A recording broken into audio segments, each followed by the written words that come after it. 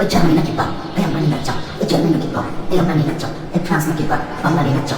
জানেন ভাই, কি হয়েছে? আপনারা সেদিন আপনাকে বাড়ি গেলাম, ঝন্টুর কাছে জিজ্ঞেস করলাম, তাও বললো না। আর সেদিন বাড়ি গেছি, তাও আপনি ছিলেন না।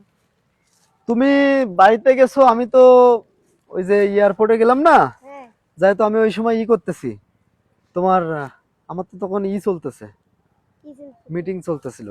আমি তো সেই ব্রাজিলে যাওয়াটা ক্যান্সেল করে দিয়েছি। ওরা আজকে 3 গোল দিয়েছে, তো এই 3 গোল দেওয়াটা আমার পছন্দ হয় না, এই জন্য আমি সকালবেলা ঠিক ওই 3 গোল দেওয়ার পরে আমি ওটা ক্যান্সেল করে দিয়েছি। ভাই, তা আপনি কেমন করে কোট গাইতেছেন? এটা হচ্ছে আর্জেন্টিনায় যাব তো, লিও স্কলোনি সে আমাকে বললো যেন নতুন কোন স্টাইলে তুমি কোট পরা শিখে এসো, যেন আমাদেরকে শিখাতে পারো। তো আমি ওদেরকে শেখানোর জন্য আর কি এই স্টাইলে কোটটা পরেছি, ভালো লাগতেছে না? হ্যাঁ, তা আমাদের কবে নিয়ে যাবেন ভাই? তোমাদেরকে যেন কোথায় নিয়ে যেতে চেয়েছিলাম? আর্জেন্টিনায়।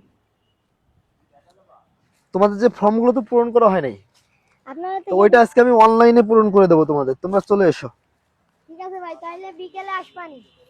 বিকালে তুমি চলে আসবা মাঠে, আমি ওই যে তোমার সবুজ সংঘ মাঠে ওখানে ফুটবল খেলা হবে, ওখানে আমি একটু দেখিয়ে দেবো আমার স্কিলগুলো। হ্যাঁ, তারপরে তোমরা ওখান থেকে আমার সাথে কথা বলে অনলাইনে তোমাদের ফর্ম পূরণ করে দেবো, আমরা একসাথে চলে যাবো, ঠিক আছে? তাহলে আমি চলে গেলাম। যান ভাই।